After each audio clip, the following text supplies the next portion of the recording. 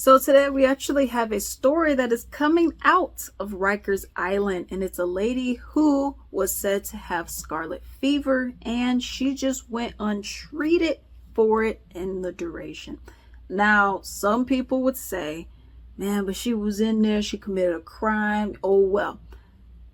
Well, it could be like something on the lines of, oh well, you had a driving ticket, and if your doctor doesn't like people with driving tickets, you know what I mean? No, you're supposed to go and render aid. You're supposed to actually help. People take a Hippocratic oath for a reason. People are supposed to. Now it's up to the medical staff. Aren't just, okay, let me go and check every single person in here. It's up to the guards to actually go and direct them to medical staff. And it appears that did not happen.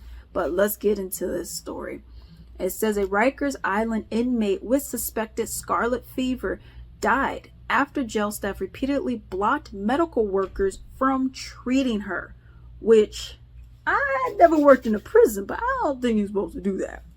Teresa Jones, 23 years old, died more than 2 months after EMS personnel rushed her from the jail to a Queens hospital. Medical records detailed repeated attempts by City Correctional Medical Services workers to treat Jones, who had a rash covering her body, a 102-degree fever, sore throat, chills, and vomiting. This happened from May 5th and 6th in the infirmary, all right? But DOC staff refused to let the medical workers even enter her infirmary cell to check her vital signs because they deemed her a safety risk after she allegedly assaulted a correctional officer. So you're seeing the medical staff that are saying, yo, I want to treat this lady. I need to treat her. The staff, the Department of Correction staff is saying, man, I mean, she was kind of mean to me yesterday and she beat some people up and I think y'all going to be at risk, at a safety risk. So I don't know if I really want y'all going in there. But they were looking like, I get that, but I think we got to go in there. And then the staff was just saying, I don't think you need to, until it got to a point of no return. Several attempts had been made to do vitals, okay? The DOC officer on duty refused to open the cell, though. Jones, who had been given antibiotics and a steroid to treat presumptive scarlet fever, eventually was sped to Elmhurst Hospital on May 6th, within an hour of jail staff once again refusing to allow medical workers to check her vitals. The medical workers are saying, I want to check her vitals. They're saying, man, but she's violent, y'all. I mean, do y'all really want to do it? I mean, why though? But they're like, we have to, but you're not allowing us to. What the heck? She remained hospitalized for months and her condition worsened beyond the scarlet fever initially suspected by medical staff. All right. Medical staff believed Jones had scarlet fever, although the diagnosis was unconfirmed. Scarlet fever, and they go in to explain what it is. Scarlet fever is a bacterial disease like sand-like paper rash that spreads over the body. And it says, in addition to her symptoms, many of which were exhibited by Jones, the disease was formerly a severe childhood disease, but is now readily treated with antibiotics.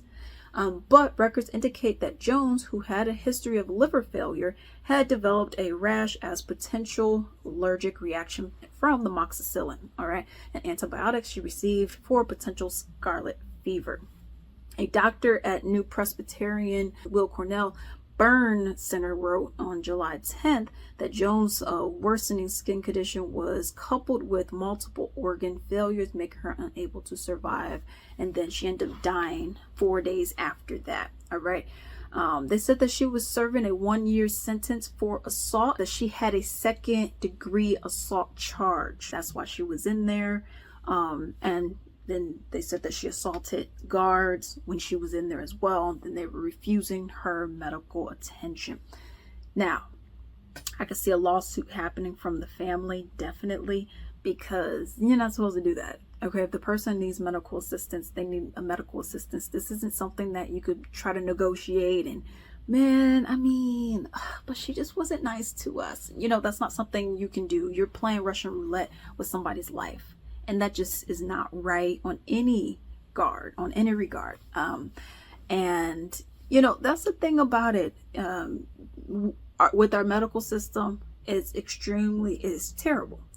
I also wonder how she caught it. They didn't mention how she got it. They said it was like a bacterial infection kind of thing. So I'm not sure how she actually received it. What caused it? Does it spread? Did it spread to anybody else? Were they able to get treated, or was it just her?